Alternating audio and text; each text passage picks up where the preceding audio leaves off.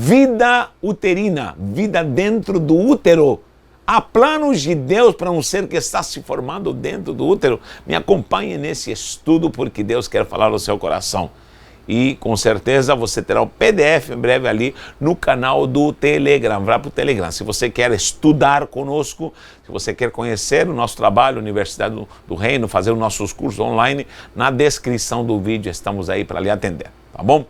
Olha só, muita gente desconhece que a Santa Palavra de Deus, em todo o seu contexto, fala de planos para a vida do homem, ou seja, o desígnio, a vontade de Deus para o homem. A própria palavra diz que nós fomos escolhidos antes da fundação do mundo. Agora, imagine no seu poder com onipotência, onisciência, onipresença, Deus já nos escolheu, nos conhecia antes da fundação do mundo, e somente quando houve fecundação, quando o óvulo e o espermatozoide se juntaram, houve essa fecundação, e a nossa mãe concebeu e que, de fato, começam a se concretizar os planos de Deus para um ser. E, logicamente, esse plano é um plano de bênção, de salvação. Agora, quando começa o período da fecundação e começa o período do desenvolver dessa criança, biologicamente, já há vida, Deus soprou. Olha só, o único homem que não viveu dentro de um útero, e mulher também, foi lá no Éden, né? O homem e a mulher, quando Deus os criou, os formou, logicamente formou, e do barro, e o próprio homem tirou da costela e fez a própria Eva. Rava foi criada da costela de Adão. Agora, eles dois não viveram dentro de útero, foram diretamente formados e criados por Deus. Agora preste atenção, Deus prometeu e deu essa promessa que o homem seria fecundo e multiplicaria, e logicamente, através dessa relação íntima, vem a procriação, e ali Deus estaria abençoando a sua posteridade. Inclusive na cultura judaica, uma mulher o fato de não conceber, de não gerar filhos, isso é visto como uma não bênção, para não falar maldição. Então, as mulheres desejam ter filhos para cumprir os propósitos do Eterno. E isso, às vezes, é ignorado pela nossa cultura. Não esqueça que nós somos uma igreja que precisa olhar a base cultural da igreja, que é judaico-cristã, ou seja, essa cultura é judaico-cristã, e nós entendemos os propósitos de Deus. Em primeiro lugar, nós não somos abortistas, nós nunca vamos apoiar o aborto. Por quê? Porque nós acreditamos que quando há vida no útero, já há planos do Eterno, já há uma alma, já há uma vida. E, logicamente, isso aconteceu desde o passado, com o homem e a mulher no Éden, e começa a procriação e começa, logicamente, a ordem da vida, tá bom? Você sabe que o homem recebeu o Ruach HaKodesh, Ruach, esse sopro de Deus nas narinas do homem, e ele se tornou um Nefesh, uma alma vivente. Agora, quando a fecundação, o sopro de vida que vem, a matéria sobrenatural é soprada no útero. Eu sempre digo que quem tem útero, mulher tem útero, ela tem um dom sobrenatural a mais para ser mãe. E ela tem o poder da intuição, da revelação, ela tem um grau a mais na sua emoção, porque ela vai ser mãe, porque ali o sopro de Deus vem e sopra ali quando há fecundação, e sopra a vida para que venha uma nova criatura, um novo ser. Então as mulheres têm esse dom. Você já percebeu que as mulheres têm o poder da intuição, elas veem coisas que nós não vemos? Você, homem, deixe um comentário se alguma vez a tua esposa te disse, você está vendo essa situação, e ela te disse, não faz, estou sentindo algo, não vai, olha essa pessoa. Porque de fato as mulheres têm esse dom sobrenatural, elas são as auxiliadoras que estão ali sempre tendo um poder intuitivo de revelação muito maior do que os homens, por favor. Outra coisa, a mulher tem o poder de gerar, e somente a mulher tem essa capacidade. Está comprovado de que se o homem engravidasse, ele ficava louco no terceiro mês, ele não aguentaria, o homem não tem estrutura emocional para engravidar, somente a mulher tem essa capacidade emocional. A mulher aguenta muito mais dor do que o homem, sabia disso? A mulher tem capacidade para aguentar até 7 vezes mais dor do que o homem. Somente uma dor de parto para traduzir o que é o sofrimento na pele, no próprio corpo. Então, queridos, há muito que eu poderia falar sobre essa questão de conceber e dar à luz um filho, mas há um milagre sobrenatural quando Deus sopra. Deus disse para o próprio Jeremias 1:5, Jeremias, vou anotar aqui no cantinho, 1:5 diz: antes que te formasse no ventre da tua mãe, eu já te conhecia, já havia planos para você, Jeremias. E você vai ver em todo o contexto que Deus está falando sobre essa formação intrauterina. O Salmo 139, meu Deus, Salmo 139, ali no versículo 13, diz que de uma maneira espantosa fui formado. Em Provérbios fala que os ossos são formados dentro do útero de uma mulher, meu pai. Então, Deus está ali trabalhando e formando cada célula e desenvolvendo principalmente os projetos, ou concretizando agora numa pessoa, num ser, os projetos que ele tem para ele, os planos de vida, o desígnio do Senhor, a vontade que é boa, agradável e perfeita, fala Paulo em Romanos. Então nós precisamos acreditar que um ser no ventre jamais poderia ser abortado, jamais poderia ser morto, porque de fato há planos sobrenaturais nesse desígnio santo do nosso Deus Todo-Poderoso. Olha só, a palavra útero na Bíblia é rechem, e ali é onde começa o mistério e começa a vida. Eu sempre digo isso, presta atenção. O dia que você faz aniversário, vamos supor que você nasceu às 10 horas do dia X, do dia 10 de abril, pronto. Vamos supor que dia 10 de abril, às 10 horas você está fazendo exatamente, vamos lá, 30, 40 anos. A idade que você for, você sempre tem que acrescentar 9 meses. Ou seja, se eu estou fazendo agora 50 anos, vou fazer 50 anos e 9 meses, porque você já existia. Esses 9 meses de gestação, por isso o número 9, Tesha em hebraico, é o número da gestação. Tesha é o número de conceber, é o número de gerar, de criar. O número 9 é um número muito profético. E você precisa entender que nesses 9 meses aconteceu muita coisa. No Rechem, vou anotar essa palavra em hebraico, Rechem, olha só. Resh, com pontuação para Re, Het, com pontuação para E, e o Mem Sofit, Rechem. Vou anotar aqui. Rechem, significa útero, certo? Útero. É ali que está a formação, no Rechem está a formação de um ser. Agora, olhe para mim. Logo na terceira semana começa a estrutura do cérebro a ser formada. Ou seja, já neurônios, e começa o desenvolvimento neural.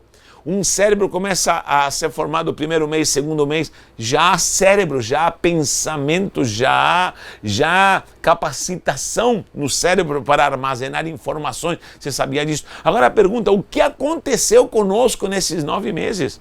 Nesse período da subconsciência? Você já percebeu que há coisas dentro de você que você diz às vezes, meu Deus, por que me comporto assim? Por que eu faço desse jeito? Eu queria ser diferente. Há coisas que você vê e às vezes tem pavor, há traumas dentro de você, às vezes que você não tem explicação. Às vezes você entra no lugar, um lugar fechado e passa mal e você não tem explicação. Se você tem sentido, deixe um comentário, por favor. Quero estar ligado com você e me comprometo a te responder. Ou seja, há coisas que você não tem explicação. Pois é, a neurociência diz que na subconsciência, principalmente no período do útero, nos 9 meses, isso é o período onde há um processo onde você armazena informações que depois, quando já você cresce, é adulto, terá informações que na consciência você não sabe explicar, mas na subconsciência está gravado. E eu imagino quanta gente não foi desejada, quanta gente ouviu ou sentiu o sentimento da mãe que não era desejada essa criança. Quantos pais espancaram a mãe, chutavam? Eu sei de casos de pais animais. Aliás, animal não é uma ofensa, porque o animal vai ser muito mais, com certeza, natural e às vezes mais até consciente, que o animal tem consciência, meu Deus do céu. O que eu quero dizer é que há pessoas tão malignas, sei de pais que chutavam o ventre de uma mãe porque ela tinha engravidado. Há casos assim. Imagine os traumas que há. Pergunte-se o que aconteceu nos 9 meses da sua gestação. Que informações você recebeu? Sabendo disso, graças a Deus, meus filhos todos, quando minha esposa, eu soube que estava grávida, eu falava com a criança, eu cantava, tocava violão para ela, cantava para meu primeiro filho, para minha segunda filha, a Aline, e depois a Natalie. Jonatas, Aline e Natalie, todos foram abençoados quando estavam no ventre. Eu falava, e aí meu querido, e aí minha linda, Deus é contigo, eu estou te aguardando, você é desejado, a bênção para você. Imagina uma pessoa que viveu em traumas, depois vem a infância. Você sabia que os primeiros 7 anos, você sabe que o número Sheva em hebraico, Sheva é 7, significa perfeição, é um período, é um ciclo, por isso você vê tanto 7 na Bíblia. O Sheva na Bíblia aparece muito, 7 voltas, 7 dias, no 7º dia, tudo é 7. Por quê? Porque é um período profético, um período de administração, um período, um ciclo de 7, de perfeição, de completude. Já falei muitos falei sobre esse tema do 7. E esses períodos de 7 se cumprem ciclos em nossa vida. Você sabia que o primeiro setênio é o chamado de período da subconsciência, ou seja, os 9 meses da gestação mais os primeiros 7 anos. Se você divide o ano em 7, são períodos cruciais que nós devemos observar. Já falei também sobre isso. Primeiro período de 7 anos é o chamado da subconsciência. Estão todos separados aqui. Não vou falar desse tema agora, mas vou nomeá-lo. Anote aí se você quiser. Primeiro dos 0 anos aos 7 anos é o período da subconsciência, onde muita coisa é gravada em você. Quanta criança cresce sem amor dos pais, sem amor da mãe, sem afeto. Você sabia que uma criança que não recebe afeto, carinho, beijo, abraço, essa criança não escuta que é amada, são pessoas que vão viver com sérios problemas psicológicos e traumas quando estiverem adultos. Primeiro período, dos 0 aos 7 anos é o período da subconsciência, inclusive os 9 meses também do útero. É onde se grava tudo, onde você não terá resposta no futuro. E aí é onde Deus quer trabalhar, Dos 7, depois 7 mais 7 seria 14, até os 14, 7 é o período da disciplina, onde a criança aprende a ser disciplinada e ela precisa aprender regras. Dos 14 aos 21, a identidade. Uma criança com 14, um adolescente dos 14 aos 21, ela vai se definir o que ela quer ser e ela quer ser como profissional, como pessoa, e ela vai se desenvolver na sua identidade, saber quem ela é realmente. É a fase da puberdade. Dos 21 aos 28, será mais 7 anos, a fase da independência. Normalmente nessa fase, a independência, eles se casam, eles saem de casa. Dos 28 aos 35, a fase organizacional, onde a pessoa tem que se organizar para estabelecer sua própria vida. 35 aos 42, mais 7 anos, a fase da capacitação. Dos 42 aos 49, a fase da maturidade. 49 aos 56, a fase da consolidação. 56 aos 63, a fase da expansão, da multiplicação. Dos 63 aos 70, delegação e sabedoria, né? E dos 70 a 80, a fase da robustez, eu chamo de hora extra, está fazendo hora extra, fase da robustez. Muito bem, são setênios de vida. Setênios. Então, a subconsciência é do 0, do nascimento, ao 7, mas incluindo os 9 meses da gestação. Agora, nesse período da subconsciência, vou escrever aqui, 9 meses, mas de 0 a 7 anos, subconsciência. A subconsciência. E aí, na subconsciência, é que onde vão ser gravadas tanta coisa, mas tanta coisa e tanta informação. E estão os fundamentos, os alicerces para que tenhamos uma pessoa bem-sucedida ou fracassada. Tenhamos uma pessoa que se conectou aos planos do eterno ou está dando voltas. E aí me responda.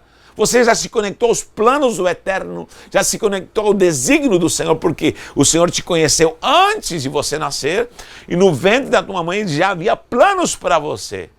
Ou você está perdido e não sabe para onde ir, você não sabe o que você está fazendo. Então, Cristo Jesus veio com essa missão para nos conectar a um propósito de vida. E, logicamente, isso acontece de um novo nascimento, através de um novo DNA. É por isso que ele disse para Nicodemo, necessário nascer de novo. E aí ele se pergunta, posso voltar ao ventre da minha mãe, ao útero da minha mãe? Não, você vai nascer agora do Espírito. E esse novo nascimento é essa conexão santa aos planos sobrenaturais de Deus para a nossa vida. Então, a palavra rechem, logicamente, é útero. Ali no rechem é onde é formada uma criança. Ali se manifesta a sobrenaturalidade e as misericórdias do Senhor. Inclusive, a palavra misericórdia no hebraico está no plural misericórdia, rahamim. Vou anotar aqui, ó. Rahamim, resh, vou ver se daqui. Mem, mim. Rahamim. Rahamim, por que rahamim? Vou anotar aqui. Rahamim. Ela está no plural, seria as misericórdias. Por quê? Porque, de fato, é as misericórdias do Senhor, as misericórdias que se manifestam, se manifesta a dádiva, o próprio amor de Deus, se manifesta a virtude, a bondade, a benignidade de Deus. E é isso que Deus tem para a nossa vida. Esses são os propósitos de Deus para a nossa vida. É nos dar tudo isso, amor, nos dar a paz, a harmonia, a bênção, os propósitos de Deus. É aí que se manifesta a misericórdia, a benevolência, a benignidade do Senhor na nossa vida. Isso é o que Deus tem para nós. Então, o Rahamim são as misericórdias do Senhor.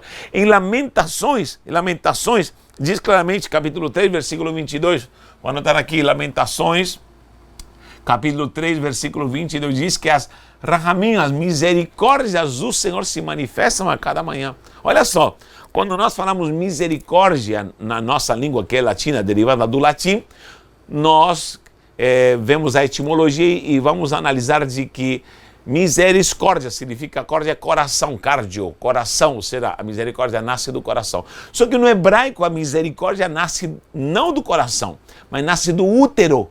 Do útero, é isso mesmo. Rechem aqui, rechem é útero. E rahamim é misericórdia, ou seja, raham é a mesma essência e a mesma etimologia desse útero, dessa palavra útero. Dali do útero nasce a misericórdia. É no útero onde as misericórdias do Senhor se manifestarão. É no útero onde a benevolência, os desígnios, os propósitos de Deus vão se manifestar. É por isso que lá em Jeremias ele diz, poderá uma mãe se esquecer, em Isaías 49, vou anotar aqui melhor, em Isaías 49, 15, diz, poderá uma mãe se esquecer, meu Deus, do filho que amamenta, do filho do seu útero, não é do seu ventre, do seu útero, do seu rechem, poderá uma mãe.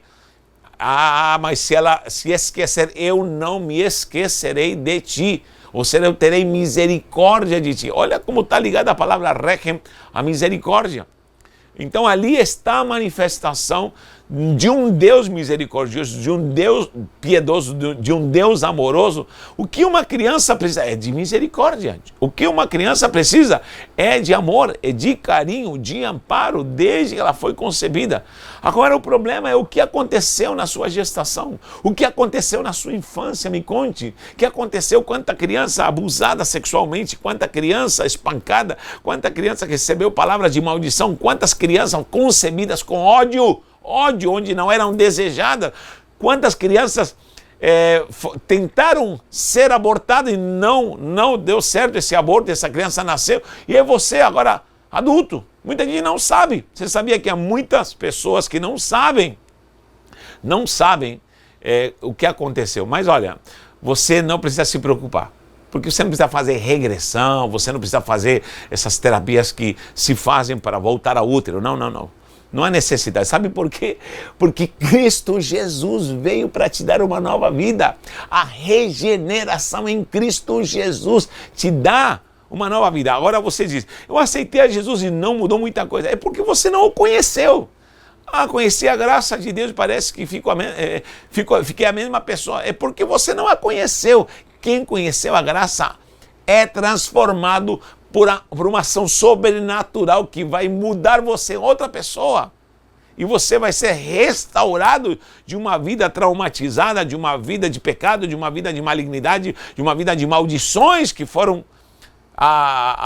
talvez implantadas em você, e você precisa entender isto. Agora, se você já o conhece, foi salvo de fato, o que te falta é mergulhar em Cristo. Você, se ainda não experimentou coisas sobrenaturais e os planos e os desígnios de Deus, é porque te falta mergulhar em Cristo. Quanto tempo você dedica para mergulhar em Cristo? Quanto tempo você dedica para conhecer mais de Cristo? Quanto você cresce em Cristo? Quanto você se desenvolve em Cristo? Quanto você se aperfeiçoa em Cristo? Quanto você